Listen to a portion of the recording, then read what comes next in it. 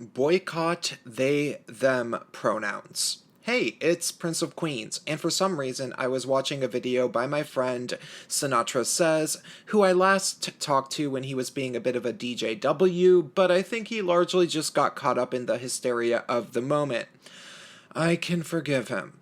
It turns out that, unlike a seeming huge percentage of the skeptic sphere on YouTube, he actually still makes many videos that aren't confined to streaming, and he made a response video to what looked like creepy Canadian government propaganda about people using they, them pronouns, and how people are supposed to react to being ordered around when told to upend the English language by ideologues who don't believe in gender.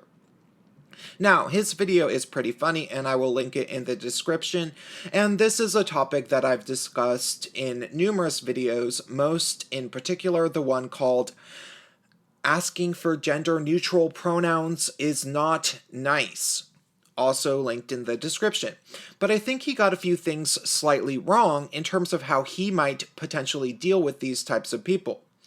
Sinatra was right about a number of things, mainly the fact that people have no right to order people around with pronoun demands, and hypocritically get bent out of shape about it while accusing the other person of being bent out of shape if they are anything less than completely compliant and obedient to the pronoun demand.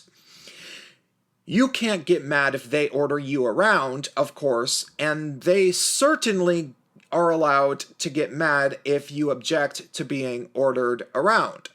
According to this mentality, it's ridiculous. Still, what I think he got wrong was when he said that he, personally, didn't have a problem potentially calling people by their preferred pronouns, seemingly even if those pronouns are they, them. And I refuse to say that it is okay to call people by they, them pronouns. Never use those pronouns. Ever. I think we should boycott those people and refuse to interact with them socially because otherwise they'll never learn. You see, I've been interacting with these non-binary identified people for numerous years, have known dozens and dozens of them in real life, and am pretty confident that I can speak in pretty accurate general terms with my anecdotal experiences regarding what happens if you cater to them at all, ever, in any way. If you give these people an inch, they will gladly take more than a mile. For example, if they were to mention that women are oppressed in society, you can't simply say, well, I don't agree. I think that women used to be oppressed, but now they aren't. Because that gives them too much validation for their nonsensical ideas. I think it's a lot better to say something like, no.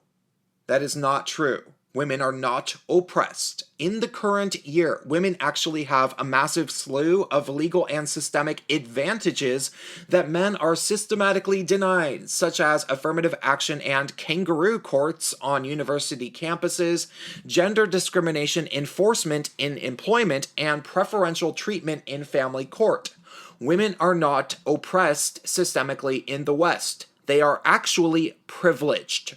If you state anything less than what is objectively true in relation to social justice arguments, these people will take that statement from you, at least subconsciously, as a sign that you are at least sort of on the same delusional page that they are, and they will use that as a cue to ask more from you somewhere down the line. I've been through it way too many times. This doesn't really apply to issues of racial discrimination so much because those are a lot more complicated, but when it comes to anything related to gender issues, there is a very obvious pragmatic reality, which is that about 95% of what gender deconstructionist feminists will ever tell you, 95% is objectively untrue and can be demonstrated as such. That being said, when a person tells you that they want to be referred to with they, them pronouns, they are asking you to deny objective reality. They are doing the equivalent of telling you that grass is actually purple and that we should now call grass prass, because everything we had been told about grass being green and being called grass is oppressive. And will it stop there? Of course not. If you were to allow them to say such a thing, and you were to be compliant with it, maybe because you thought they seemed like a nice person, and you said to them, okay, well, I guess I'll call it prass when I'm around you, you might as well be telling them, I'm slightly open to being socially reprogrammed. So what should we do? If some girl tells you that she or her obviously female friend goes by they, them pronouns, which is a denial of both biological and social reality, should you get in an argument with her about it in order to avoid allowing her to believe that we might be compliant with her aspirations to socially reprogram her immediate surroundings? Should we say, oh, whatever, Claudia, Denise is obviously a girl and you and I both know it? Would that be a fruitful endeavor? Well, honestly, the answer would be no, because the gender deconstructionist, social justice feminists are more than prepared for the fight you'd be picking if you were to do that. Hell, the video that Sinatra was responding to was basically a training manual for SJW gender deconstructionists regarding how and why they should be offended by every response somebody can give when they are accused of misgendering somebody that supposedly doesn't have a gender. These people are more than prepared to be confronted with people that are annoyed by them attempting to order people around with pronoun demands. Truthfully, it's safe to assume that the reason that they signed up for being gender deconstructionist feminists was at least partially so that they could go around bullying people by trying to enforce these rules. I've never been one for hierarchies and authoritarian social groups, personally, so it's hard for me to really contemplate that mentality, but these people clearly feel that they have the moral, ethical, and social authority to bully people into submitting to their unrealistic pronoun demands. They think that you have to lick the same boots that they do, of course, and they won't mind making you lick their boots first to make sure that you know your place. And if you won't lick their boots, they'll tattle to their superiors and they'll try to bully you with numbers, calling you transphobic all over social media, and they'll love it. They live for it. And sadly, once they do that, they'll likely successfully convince a number of people that you are, in fact, transphobic. And so, knowing that attempting this argument with them is a fruitless endeavor, I say we just boycott interacting with these people entirely. Now, I'm not telling you to misgender these people and refuse to call them by they, them pronouns and instead call them he or she, especially considering if you get into legal trouble for doing that, it's probably a bad thing, which can happen in certain areas, especially Canada. It's downright freaky.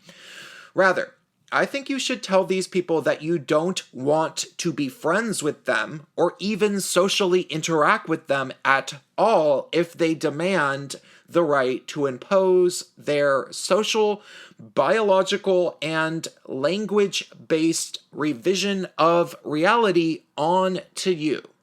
You can say to them, hey, it's your right to want to be called by they, them pronouns, and it's my right not to talk to you. You have no right to impose your way of speaking onto me. I don't see you as somebody who is gender neutral, so unless we are forced by circumstance to interact, I am opting out of all social interaction with you entirely. Tell them to consider it a boycott. You can tell them that if they want to be considered transgender and to be referred to by the gender that goes against their biology, you would potentially consider it. You can tell them that you also don't mind calling them by the gender they present as. But if they are asking you to deny objective, observable reality both biologically and socially and pretend along with them that they don't have a gender at all, That would be to imply that you might as well be willing to call grass prass, and repeat the lie that what we called grass is actually purple and should be called prass. And trust me or not, these people won't stop there. They will probably eventually also ask you to admit that the Soviet Union and Red China were not instances of real communist societies, and that only white people can be racist because the dictionary doesn't properly define racism. Give them an inch, they'll gladly take a mile, and demand 5 more on your Facebook timeline if they are friends with you. So I say this: boycott them. Nip it in the bud, and don't allow them to think that they can do this to you or even any of your friends. It has to end or it will spread. That's all I have to say for this video. If you found it helpful and might consider sharing it, please do consider donating to me on PayPal. It is hard for us to make money on YouTube. You can easily throw me a few bucks without any commitment, or you can support me on Patreon monthly. Links in the description of this video. Thanks a bunch.